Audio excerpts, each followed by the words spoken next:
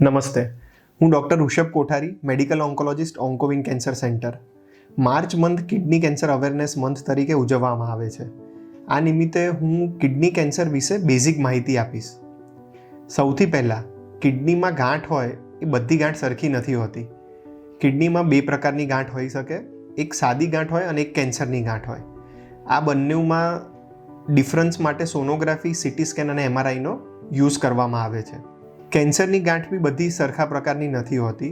કિડનીમાં જે commonly cancers જોવા મળે છે તેમાં રિનલ સેલ કાર્સિનોમા અને બીજા હોય છે Wilms tumour, lymphoma, sarcoma, upper urinary tract urothelial carcinoma.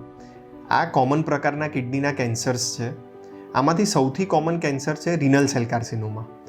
અને રિનલ સેલ કાર્સિનોમાના બી અંદર સબટાઇપ્સ હોય છે, જેને clear cell carcinoma, non clear cell carcinoma કહેવામાં આવે છે. જ્યારે કિડનીની સાદી ગાંઠ હોય છે, જે કેન્સરની ગાંઠ નથી હોતી, તેને એન્જિયોમાયોલાઇપોમા, ઓન્કોસાઇટોમા અથવા તો રિનલ સેલ એડિનોમા તરીકે ઓળખવામાં આવે છે. આ બધી ગાંઠોની ઇન્ફોર્મેશન આપવાનો હેતુ એ છે કે કિડનીની બધી ગાંઠોને સિમિલર રીતે ટ્રીટ કરવું અથવા સિમિલર રીતે એને એક્સેપ્ટ કરવું એવું હોતું નથી. માટે આમાંથી કઈ ગાંઠ તમને છે તે જાણવું જરૂરી છે. આજે હું જે સૌથી કોમન રિનલ સેલ કાર્સિનોમા છે તેના વિશે ડિટેલમાં માહિતી આપીશ. તો રિનલ સેલ કાર્સિનોમા અથવા તો કિડનીનું મોસ્ટ કોમન કેન્સર જે છે તે થવાના કારણો શું છે? કિડની કેન્સર થવાનું કોઈ એક સિમ્પલ કારણ નથી. એને થવાના અમુક રિસ્ક ફેક્ટર્સ હોય છે, જેમ કે વધતી ઉંમર. મેજોરિટી કિડની કેન્સર 50 વર્ષથી ઉપરની ઉંમરમાં થાય છે. પુરુષોમાં કિડનીનું કેન્સર વધારે થાય છે સ્ત્રીઓ કરતાં. અમુક લોકોને ફેમિલી હિસ્ટ્રી હોય એમાં કિડની કેન્સર થવાના ચાન્સીસ વધી જાય છે, અથવા તો કોઈ હેરિડિટરી જેનેટિક ફેક્ટર્સ હોય જેમાં કિડની કેન્સર થવાના ચાન્સીસ વધી જાય છે. આના સિવાય ઓબેસિટી કે મોટાપો, બ્લડ પ્રેશર વધારે રહેવું, હાઇપરટેન્શન, ક્રોનિક કિડની ડિસીઝ જે ડાયાલિસિસ ઉપર દર્દીઓ હોય તે, વ્યસન હોય કંઈક, સ્મોકિંગ, ટોબેકો, આલ્કોહોલ, આ બધું, અથવા તો ક્યારેક રેડિયેશનનું એક્સપોઝર હોય અથવા તો કોઈ કેમિકલ ઓક્યુપેશનલ એક્સપોઝર હોય જેમ કે કેડમિયમ, એસ્બેસ્ટોસ.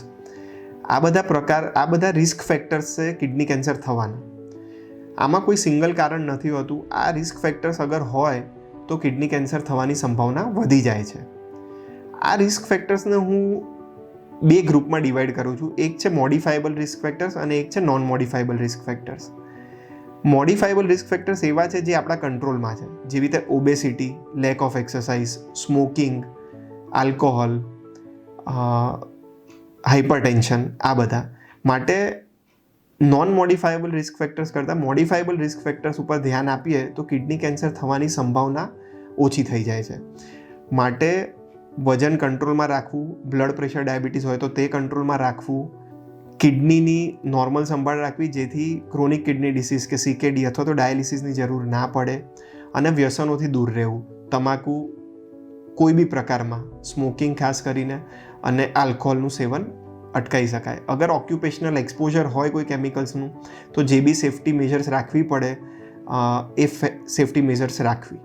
આ બધા રિસ્ક ફેક્ટર્સ જાણ્યા પછી આપણે કિડની કેન્સરના નોર્મલ અથવા તો રૂટીનમાં જે સિમ્ટમ્સ હોય કે લક્ષણ હોય એ શું હોય છે, અથવા તો શું લક્ષણ આવે તો કિડની કેન્સર માટે તપાસ કરવી જોઈએ. કિડની કેન્સર માટેના 3 લક્ષણ બહુ કોમન છે. એક, પેશાબમાંથી લોહી આવવું.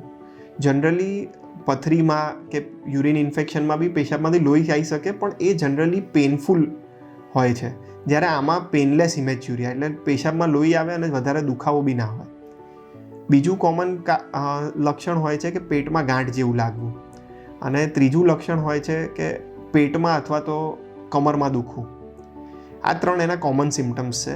આના પછી અગર કિડની કેન્સર પ્રસરી જાય, હાડકામાં પ્રસરી જાય તો દુખાવો થાય, ફેફસામાં પ્રસરી જાય તો ઉધરસ આવે અથવા ઉધરસમાં લોહી આવે અથવા શ્વાસ ચડે, બ્રેઇનમાં કે લીવરમાં પ્રસરી જાય તો એના સિમ્ટમ્સ આવે.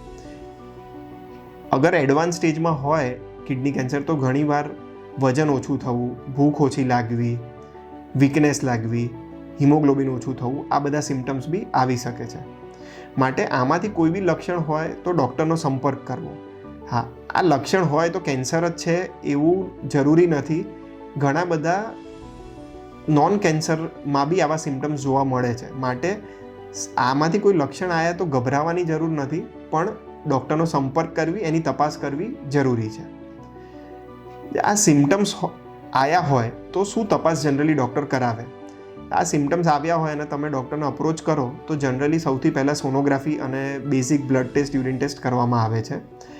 અગર સોનોગ્રાફીમાં કિડનીની ગાંઠ હોય એવું લાગે તો સીટી સ્કેન, MRI બેમાંથી એક વસ્તુ કરવામાં આવે છે. જનરલી સીટી સ્કેન કરવામાં આવે છે અને સીટી સ્કેનના આધારે કેન્સરની ગાંઠ છે કે સાદી ગાંઠ છે, અને કેન્સરની ગાંઠ છે તો કયા પ્રકારના કેન્સરની ગાંઠ છે એવું હિન્ટ મળે છે. કોઈક વાર સ્ટેજ જાણવા માટે પેટ સ્કેન કરવાની બી આવશ્યકતા પડે છે. એટલે જનરલી કિડની કેન્સર માટે આટલા ઇન્વેસ્ટિગેશન્સ કરવામાં આવે છે. આટલી ઇન્વેસ્ટિગેશન્સ કર્યા પછી કિડની કેન્સરનો સ્ટેજ આપણને ખબર પડે એ પ્રમાણે બાયોપ્સીની જરૂર છે કે નથી એ નક્કી કરવામાં આવે છે. જનરલી અર્લી સ્ટેજનું કેન્સર હોય જે ઓપરેશનથી નીકળી શકતું હોય અને સીટી સ્કેનમાં કેન્સર જેવું જ લાગતું હોય તો બાયોપ્સી વગર સીધું ઓપરેશન બી કરી શકાય છે. એડવાન્સ સ્ટેજનું જ્યારે કેન્સર હોય અથવા તો કંઈક ડાઉટફુલ લાગતું હોય તો પહેલાં બાયોપ્સી કરવામાં આવે છે. બાયોપ્સીમાં ઘણીવાર ઇમ્યુનોહિસ્ટોકેમિસ્ટ્રી અને મોલિક્યુલર ટેસ્ટિંગ કરીને અમુક ટેસ્ટ કરવામાં આવે છે. અગર નાની વયમાં કિડનીનું કેન્સર થયું હોય તો જેનેટિક ટેસ્ટિંગ કરવામાં આવે છે જોવા માટે કે આ વારસાગત તો નથી ને. આટલા ઇન્વેસ્ટિગેશન્સ થયા પછી આપણને કિડની કેન્સર છે કે નહીં, કયા પ્રકારનું કેન્સર છે અને કયા સ્ટેજનું કેન્સર છે આટલી જાણકારી મળે છે. એના ઉપરથી એમની ટ્રીટમેન્ટ નક્કી કરવામાં આવે છે. કિડની કેન્સરની ટ્રીટમેન્ટ સ્ટેજ પ્રમાણે હોય છે અને એનું રિઝલ્ટ બી સ્ટેજ પ્રમાણે હોય છે. કિડની કેન્સરમાં જનરલી ફર્સ્ટ, સેકન્ડ અને થર્ડ સ્ટેજનું જ્યારે બીમારી હોય ત્યારે બીમારીને આપણે નાબૂદ કરી શકીએ છીએ અને જનરલી એમાં મોસ્ટલી સર્જરી કરવામાં આવે છે. હવે અર્લી સ્ટેજ કિડની કેન્સર હોય કે જે આપણે નાબૂદ કરી શકાય છે એમાં કયા કયા પ્રકારના ટ્રીટમેન્ટ ઓપ્શન્સ હોય છે? બહુ જ નાને કિડની કેન્સરની ગાંઠો હોય અને પેશન્ટની ઉંમર હોય અથવા તો કોમોર્બિડિટીઝ વધારે હોય તો ઘણીવાર એક્ટિવ સર્વેલિયન્સ બી કરવામાં આવે છે, જેમાં કંઈ ટ્રીટમેન્ટ નથી કરાતી પણ કંઈક મહિને રિપોર્ટ્સ કરીને જોવામાં આવે છે કે કેન્સરની ગાંઠ વધી રહી છે અથવા તો એમાં કંઈક શંકાસ્પદ ચેન્જીસ થયા છે અને ટ્રીટમેન્ટ કરવાની જરૂર છે કે નથી, જેને એક્ટિવ સર્વેલિયન્સ કહેવામાં આવે છે. આના સિવાય બહુ નાની ગાંઠ હોય અને પેરીફરીમાં કિડનીના એન્ડમાં કંઈક ગાંઠ હોય અને બહુ નાની હોય તો એબ્લેશન થેરાપી કરવામાં આવે છે, જે ક્રાયો એબ્લેશન કે રેડિયો ફ્રીક્વન્સી એબ્લેશનના રૂપે જણાય છે. આ બધા કરતાં સૌથી કોમન ટ્રીટમેન્ટ જે કરવામાં આવે છે અર્લી કેન્સરમાં તે સર્જરી. સર્જરી પાર્શિયલ નેફ્રેક્ટોમી હોઈ શકે અથવા રેડિકલ નેફ્રેક્ટોમી હોઈ શકે. અગર નાની ગાંઠ હોય અને આખી કિડની કાઢવાની જરૂર ના હોય તો ખાલી ગાંઠ કાઢે છે, જેને પાર્શિયલ નેફ્રેક્ટોમી કહેવાય છે. અને રેડિકલ નેફ્રેક્ટોમીમાં આખી કિડની કાઢવામાં આવે છે. જનરલી એમાં કેન્સરની ગાંઠની સાઇઝ મોટી હોય છે.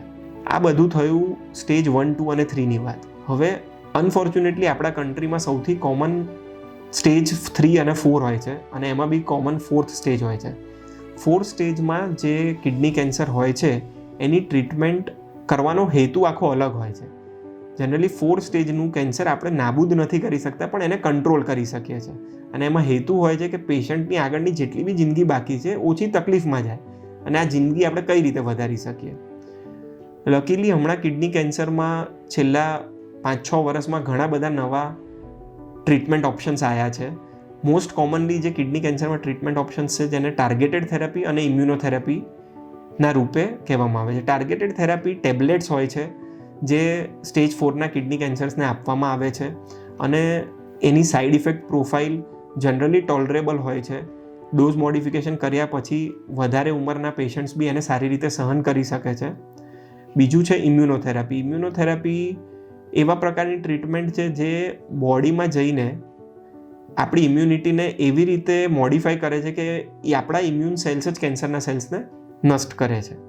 ઇમ્યુનોથેરાપી અને ટાર્ગેટેડ થેરાપીની સાઇડ ઇફેક્ટ પ્રોફાઇલ તદ્દન અલગ હોય છે જે આપણે રૂટીન કીમોથેરાપીમાં જોઈએ એના કરતાં.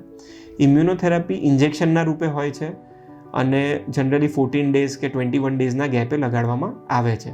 ઇમ્યુનોથેરાપી ટાર્ગેટેડ થેરાપીની સાઇડ ઇફેક્ટ પ્રોફાઇલમાં વાળ જવા, ઉલટી ઉપકા થવા કે તાવ આવી જવો આ બધું ઓછું જોવા મળે છે.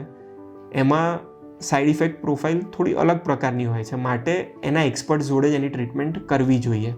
જનરલી ટાર્ગેટેડ થેરાપી અને ઇમ્યુનોથેરાપી મેડિકલ ઓન્કોલોજિસ્ટ આપતા હોય છે.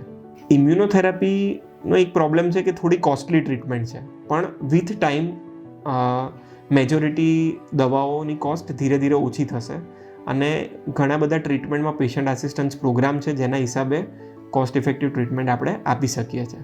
તો મોટું અગર આપણે આ મંથ અથવા તો અવેરનેસ કેમ્પેનમાં આપણે જે ઇમ્પોર્ટન્ટ વસ્તુ જાણવી જોઈએ કે મોડિફાયેબલ રિસ્ક ફેક્ટર્સ આપણે અવોઇડ કરવા જોઈએ, સિમ્ટમ્સ હોય તો તરત ડૉક્ટરને બતાવવું જોઈએ, ટ્રીટમેન્ટથી ગભરાવવું જોઈએ નહીં. આ કેન્સર વધારે ઉંમરમાં જ જનરલી થતું હોય છે, એટલે ઉંમરના હિસાબે ટ્રીટમેન્ટથી ગભરાવવું નહીં.